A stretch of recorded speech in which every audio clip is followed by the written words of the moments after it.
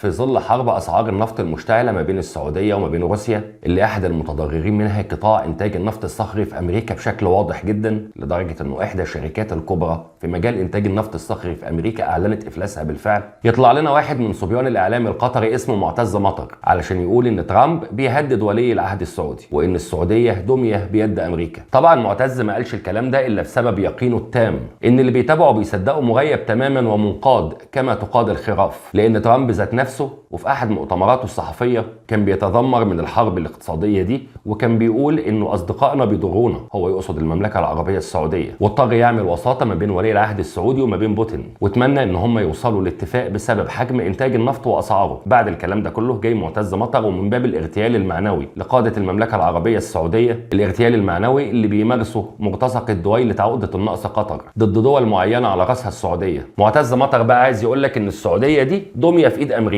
وان ترامب بيهدد ولي العهد السعودي. بص يا معتز، تعالى اما اقول لك حاجه بخصوص موضوع الدميه. فاللي عملته السعوديه في موضوع اسعار النفط كبد منتجي النفط الامريكان خسائر هائله وفادحه. فازاي اللي بيتابعك بقى بيسمع كلامك ده وبيصدقه ويصدق خصوصا موضوع الدميه ده؟ انا بصراحه مش عارف. السعوديه دميه يا معتز، بس اشعلت حرب الاسعار، خلت منتجي النفط الامريكان اللي المفروض ان السعوديه دميه في ايد رئيسهم يولولوا ويصوتوا وشركه منهم تفلس. وتعالى يا معتز اوريك الجزيره بنفسها كاتبه ايه على حسابها على تويتر. شوف الجزيره كاتبه ايه على لسان السيناتور الامريكي بوب كروكر. عاجل السيناتور الجمهوري بوب كروكر لم اظن يوما ان يتحول البيت الابيض لشركه علاقات عامه لحساب ولي العهد السعودي. وتعالى كمان يا معتز شوف مندوب ايران في منظمه اوبك بيقول ايه عن السعوديه وعن ترامب. مندوب ايران في اوبك: الرئيس ترامب اصبح رهينه لدى السعوديه. وجاي انت يا معتز تقول ان السعوديه بقت دميه في ايد ترامب؟ اذا كانت السعوديه بحجمها ده وتقلها ده ودميه في ايد امريكا، طب تقول ايه بقى على قطر اللي حجمها قد كده وفيها اكبر قاعده امريكيه في الشرق الاوسط كله، القاعده اللي انطلق منها الهجوم الامريكي على العراق لاحتلاله وتدميره وتسليم العراق لايران على طبق من ذهب. وتعالى هنا بقى قول لي على موضوع التهديد ده. شوف يا معتز، التلاعب بصيغه الكلام حرفه، وانا عارف ان الناس اللي بتصيغ لك الكلام وبترتبه لك ناس مدربه ومحترفه وبيعرفوا يدغدغوا نفسيات الشارع العربي. بس خليني قدام متابعينك اسالك واقول لك، ده القس الامريكي اللي كان متهم في تركيا بالتجسس لصالح فتح الله جولن، اردوغان اقسم باغلظ الايمان انه مش هيفرج عنه، ولما ترامب غرد تغريدتين 2 بس على تويتر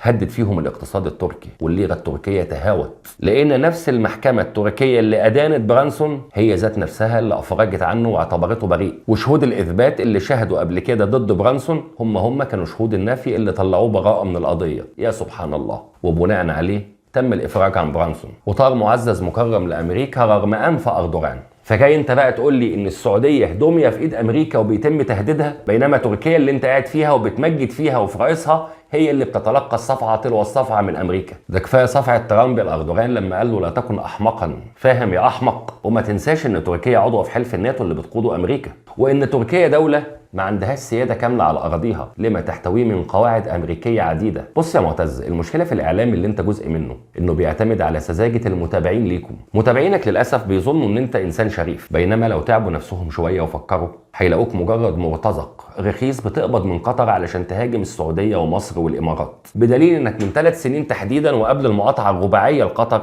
ما كنتش تجرؤ ان انت تقول نص كلمه واحده في حق السعوديه. اما لما ولي نعمتك تتقاطع في قطر واداك الامر بالنباح على السعوديه مع الامارات بالاضافه لمصر، على طول نباحك اشتغل عليهم. وعلشان كده بقول لمتابعينك اتعبوا شويه وراجعوا تاريخ معتز مطر، هتلاقوه متلون وصياد فرص. ده حتى غدر بزمايله اللي في القناه لما ايمن نور صاحب القناه وصديقه اللي بيقسموا لقمه الارتزاق سوا، لما ايمن نور منع مرتبات العاملين في القناه. معتز مطر وقف في صف صاحب القناه مش في صف زمايله اللي بيتعبوا علشان يطلعوه في صوره كويسه بالليل. هتلاقوا معتز مطر كان من مؤيدين السيسي، ومع عزل مرسي عن الحكم ومع عزل الاخوان عن الحكم هتلاقوه بيحرض العرب على بعضهم وبيعمل فتنه كبرى. باختصار هتلاقوا معتز مطر نموذج للرقص. وكفايه لسعى لحد كده. اشوفكم في حلقه جديده ان شاء الله. السلام عليكم ورحمه الله وبركاته.